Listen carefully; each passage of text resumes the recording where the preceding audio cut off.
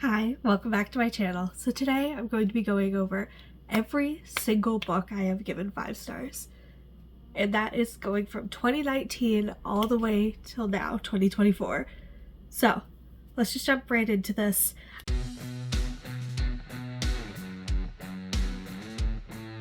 going to try to do it in chronological order. I have it chronological order in my head. The actual pile is not chronological order at all, but we're gonna try this anyways and see how this goes. So in 2019, I gave my first 5-star, and that was The Princess and the Fangirl by Ashley Poston. This was truly one of the first sapphic books I ever read, and that is extremely sad to say. I have not read this since 2019, since it came out, but I love this series. I love the convention setting. I love the main character. I loved her in the first book. I love her in this book. I wish that if this book was written again, if I could read this book again and just make some slight changes, that I would make Imogen. I would make her non-binary. I would make her use they, them pronouns. But that is just a personal thing. I just feel like the way Imogen is written is very non-binary, but not in this book. Like, in this book, she should be non-binary. Just everything that she says, everything she goes for, everything about her makes her very non-binary to me.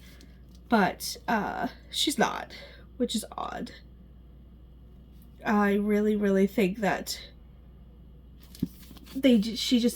Ashley Poston just didn't have the words for that, maybe? I don't know.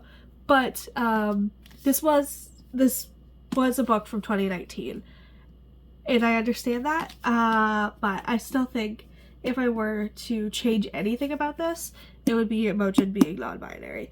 But I absolutely recommend this book.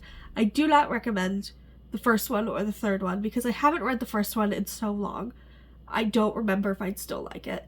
And it is a straight romance, and I'm gonna be honest with you, after finding queer romance, I stopped giving a flying fuck about straight romance. I'm sorry.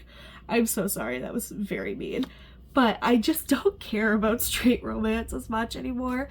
And if I do, it has to be really good straight romance. Like, they have to be the best characters you have ever seen in your life, or I'm going to hate it. Like, it's just plain and simple.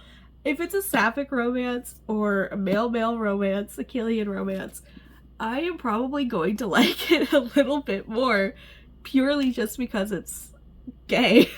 Like, I'm sorry. That's so bad. Okay, listen, we all have our little quirks, I guess, and that's fine. Okay, next, we got 2020. In 2020, my only 5-star read was Sadie by Courtney Summers. Of course it was. Listen, this list is not going to be big surprises. It's gonna be books that I've talked about quite a lot on this channel, and Sadie is one of those books that I have talked your ears off about, and I'm not gonna stop. I love this book. I adore this book. I am making my partner read this book. They are currently reading the Truly Devious series, and then once they're done that, I am putting Sadie in their hoopla, and they're going to listen to her. Because this book is fantastic. I want to do a reread probably this year of Sadie, even though I don't know if that would ruin it for me. But I don't think it would, because I just adore the character of Sadie and how realistic this story is in a terrible, absolutely horrific way. This is YA. Like, what? This is so heavy, and it's so suspenseful, and it's so real and realistic, and I adore this book. Just period. I adore this book. Please read Sadie if you haven't. And if you want to read it, Nubs, what are you doing? If you want to read it, please listen to the audiobook because it is dual narration. The podcast element is actually, like, it actually sounds like a podcast because you're listening to it on audiobook. And Sadie has so much emotion through her narrator. There are 2 narrators for the POVs. Fantastic. Absolutely fantastic. I love it. Full cast. Perfect. Okay, so this is where this gets a little tricky. Tricky. I didn't grab! I'll be right back. So in 2021, I read Faith Taking Flight by Julie Murphy. This book honestly was a shock to me because I don't really enjoy superhero books, but this one, really, really good. It's about Faith finding out her powers for the first time and also falling in love with a girl who's famous for her favorite show. Fantastic book, and that was for 2021. And then for 2022, I actually have 2 books. So we're gonna start with the obvious here, which is Witchlings by Claire Bellay Ortega.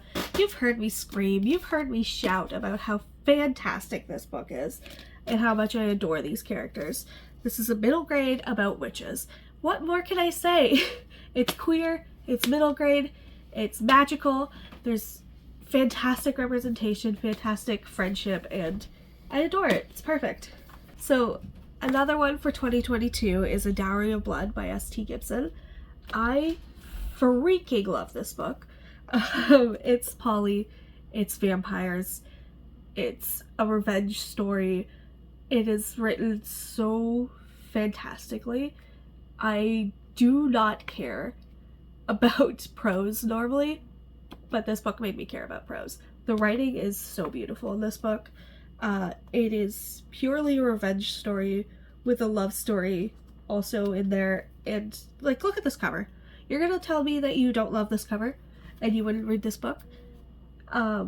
This is I think Amazon still has this cover, but I might be mistaken. I know they re-released it with the new cover. I don't love the new cover as much, but I'm probably going to get it because I'm a psychopath. But I love this book. So good. Those were everything for 2022. And then for 2023, I only had 1 book that I really, really, really gave a 5-star, and that was Stars in Their Eyes by Jessica Walton. This book is so good. As you can see, there's probably a bit of a pattern happening here where everything is sapphic. This is also sapphic. And it's also set in a convention. Whoa, theming. But this is a graphic novel about 2, I believe they're 14 or 15-year-olds, at a convention, falling in love with each other, you know, as much as you can at that age, in a one-day spree, thinking it's, you know, the end of the world when you split up at the end of the day. But, like, it's just so realistic, it's so good, the representation's fantastic. One of the main characters has a prosthetic leg, the other one is non-binary. So good. So good. I love this story. And for 2024, my first 5-star of the year, fingers crossed I get more, but my first 5-star of the year is, of course, Frizzy by Claire Bellay Ortega. I adore this book. If you watched my monthly wrap-up for last month, this book was in it, being the 5-star of the year. It's another graphic novel, because graphic novels last year and this year are becoming even more of my thing, and I adore them. But this one is a middle grade graphic novel about a girl experiencing, like, internal racism and, like, family racism passed down the generations, all regarding her hair, and she wants to just let it be natural, let it be curly, let it be frizzy, let it be wild, while her mother's telling her, in order to be professional, in order to be what society wants her to be, she has to have it straight, and she hates that. And it's a story about learning to love yourself, learning to love your curls, your blackness, your own identity. So good. Super, super good book. And those were every single book I've ever given 5-star. Is that terrible? Yeah, probably. That I can literally grab, what is this, 6 books? 7 books? And that be every single 5-star I've ever given.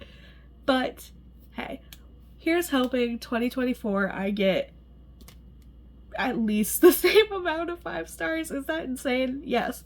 Will it happen? Probably not. But yeah. Anyways, thank you guys for watching. Hope you have a fantastic day. Hope to see you again soon. Bye-bye.